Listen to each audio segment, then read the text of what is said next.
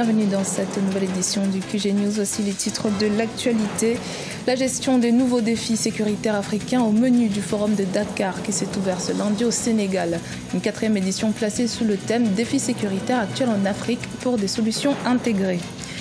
4e producteur mondial d'uranium, le Niger quitte l'initiative pour la transparence des industries extractives. Une décision qui fait suite à la suspension du pays par l'ITIE pour progrès insuffisant. Et puis, commémoration du centenaire du naufrage du SS Mandy en Afrique du Sud. C'était ce dimanche 12 novembre.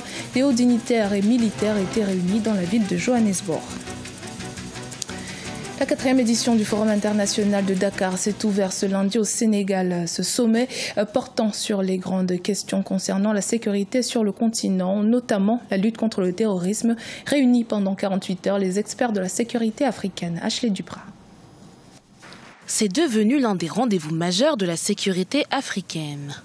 La capitale sénégalaise accueille du 13 au 14 novembre 2017 la 4e édition du Forum international de Dakar sur la paix et la sécurité en Afrique. Dans le cadre de l'agenda 2063, l'Afrique s'est fixé un objectif particulièrement ambitieux, celui de faire taire les armes à l'horizon 2020. Organisée par le Sénégal, cette rencontre réunit des experts de la sécurité, diplomates, militaires, mais aussi des chercheurs, des universitaires et des experts. Au menu de cette année, la lutte contre le terrorisme, la cybersécurité ou encore la piraterie maritime. Une occasion de faire le point sur les actions sécuritaires déjà menées sur le continent. Mesdames, Messieurs, la réponse aux menaces de l'heure pose-t-il le renforcement de la collaboration entre les États membres. L'échange des renseignements et la coopération opérationnelle sont essentiels pour combattre les crimes organisés et le terrorisme. À cet égard, nous avons, au niveau de l'Union africaine, mis en place un certain nombre d'institutions pour promouvoir une telle approche. Je voudrais citer ici le Centre africain d'études et de recherche sur le terrorisme, le mécanisme de coopération policière Afripol et le comité des services de renseignement et de sécurité d'Afrique. Le processus de Nouakchott et de Djibouti sur le renforcement de la coopération sécuritaire dans le Sahel et la Corne de l'Afrique participent du même effort.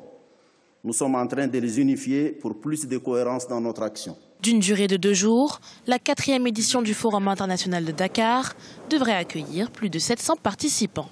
En réaction à sa suspension pour progrès insuffisant, le Niger se retire de l'initiative pour la transparence des industries extractives. Les autorités nigériennes justifient cette mesure par la décision injuste de l'organisme. Reportage de notre correspondance à Doualize Mokhtar. Le Niger s'est retiré de l'initiative pour la transparence dans les industries extractives ITIE après sa suspension pour 1 an et demi.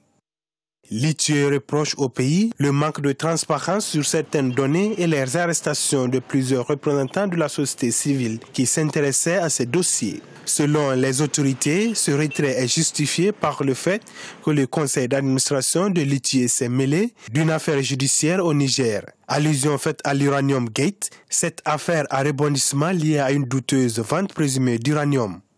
Nous ne savons pas en ce moment l'ITIE qu'est-ce qu'elle fait de la politique ou bien elle s'occupe des trucs parce qu'elle a fait un lien entre l'arrestation de certains acteurs de la société civile et l'affaire Uranium Gate.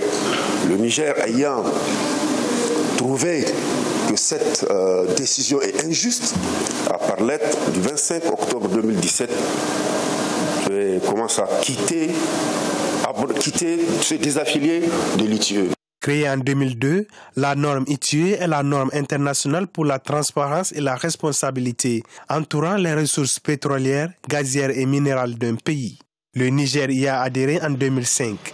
Mais avec ce retrait, le Niger risque de refroidir les appétits des investisseurs intéressés par d'autres ressources sur lesquelles le pays mise pour financer son développement, selon les observateurs. C'est comme si un élève qui doit redoubler et qui dit non, je ne redouble pas, j'abandonne l'école. Mais qui va faire perdre? On a été seulement suspendu, on doit faire un travail dans 2 ans pour voir les points. Il y a 23 points sur lesquels nous sommes incriminés. En tant qu'État, le Niger est incriminé. Donc il faut faire un travail pour apporter des réponses. 4e producteur mondial d'uranium, le Niger extrait de l'or et le pétrole, dont la production fait 20 000 barils par jour. Ce retrait du Niger intervient à un moment où Le pays a fait part de sa volonté de réexaminer en 2018 son projet de construction de pipeline pour quadrupler sa production de pétrole. Dans l'actualité également, le Burkina Faso n'a pas atteint ses prévisions concernant la campagne cotonnière 2017-2018. La récolte table à 553 000 tonnes de coton contre les 650 000 tonnes escomptées, soit une baisse de 13% par rapport aux prévisions initiales. Des mauvais résultats qui seraient dus entre autres à une mauvaise pluviométrie et une invasion des insectes. L'Afrique du Sud célébrait ce dimanche 12 novembre le centenaire du naufrage du SS Mandy survenu durant la Première Guerre mondiale. Une tragédie qui aujourd'hui a pour vocation de réunir les Sud-Africains autour de leur histoire. Ashley Duprat. Le 12 novembre 2017, l'Afrique commémorait le centenaire du naufrage du SS Mandy. À cette occasion, les hauts dignitaires et militaires étaient réunis dans la ville de Johannesburg pour rendre hommage à ces hommes sud-africains tombés sur le chemin de la guerre. Pour nous, en tant que ville de Johannesburg, nous nous sentons vraiment spéciaux. Nous participons à l'histoire de notre pays en rendant hommage à nos forces armées pour le rôle qu'elles ont joué par le passé, qu'elles continuent encore de jouer aujourd'hui et que nous désirons qu'elles jouent dans le futur. En 1917, alors que le corps des travailleurs indigènes se rendait en France pour participer à la Première Guerre mondiale, le SS Mandy entra en collision avec un autre navire. Un naufrage dans lequel 628 hommes ont perdu la vie.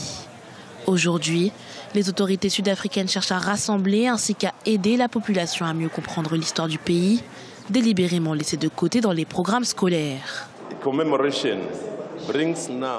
Cette commémoration rassemble notre peuple afin que notre histoire commune puisse être connue et que nous touchions toutes les générations qui viendront et qui doivent savoir respecter tous ceux qui ont sacrifié leur vie. Pour rappel, plus de 20 000 hommes sud-africains auraient servi la France à cette époque, mais n'ont jamais été honorés. Rencontre avec l'artiste burundaise Kadjanine, la chanteuse qui a été révélée au monde grâce à son titre Sambolero, a tout quitté pour se lancer dans une aventure humaine qui l'a menée au Mali. Mortar Bari. Native de Rouviagira près de Gitega en juin 1959, Janine Tirouama ou Kadjanine commence la musique à bas âge dans une chorale. Après la création de son premier groupe en 1973 et des études en 1975 à Kinshasa, Kadjanine s'installe à Bruxelles en 1980 et ce jusqu'à 10 ans. 10 ans de dures épreuves. Sa rencontre avec le guitariste Nicolas Fiesmann en 1985 donne un élan décisif à sa carrière. Son premier album sort en 1992. 2 ans après, le deuxième album lui ouvre les portes du succès avec le titre Sambolera, sacré tube de l'été par la chaîne française TF1. On ne considérait pas, les parents en tout cas, ils ne considéraient pas que c'était un métier. Donc il n'était pas question de dire aux parents qu'on allait devenir musicien ou artiste dans ces années-là. Je suis passée par tellement de péripéties dans ma vie, des choses que je n'aurais jamais imaginées. Même la musique, je ne pensais pas que j'allais la faire. J'en ai rêvé quand j'étais petite, mais je ne savais pas que ça allait venir à moi. Donc je considère que Dieu a des plans pour moi et que je dois pas avoir peur en fait. Et en ce moment, je suis vraiment comblée, même sans monter sur scène. Malgré un troisième album et des tournées mondiales aux côtés des grands noms de la musique mondiale comme Sting ou Siab Mami, elle décide d'abandonner la musique. Elle se dit déçue de l'esprit mercantile de l'industrie de la musique. J'ai tendance à croire qu'on ne construit pas une pyramide par le sommet. Et que c'est vrai que tous les programmes qu'il y a eu sur l'Afrique, avec les milliards qu'on a déversés sur nous depuis les indépendances, l'aide au développement, etc., qui viennent de partout, on les voit dans certaines grandes infrastructures, mais on ne les voit pas dans les villages. Moi, je suis retournée vivre au milieu des villages. Et je fais des mini-projets que je considère qui font évoluer les choses, mais au niveau village, évidemment, pas au niveau université. Mais on ne va pas à l'université si on n'est pas passé à l'école primaire. Kadjanine n'oublie pas son Burundi natal, ainsi que toute cette jeunesse en quête de lendemain meilleur. Elle les dit si bien dans Soli, un documentaire tourné à Lampedusa et sur les côtes méditerranéennes. C'était le journal de la rédaction. Merci de votre fidélité. Dans un instant, une nouvelle édition de l'actualité sur Africa 24.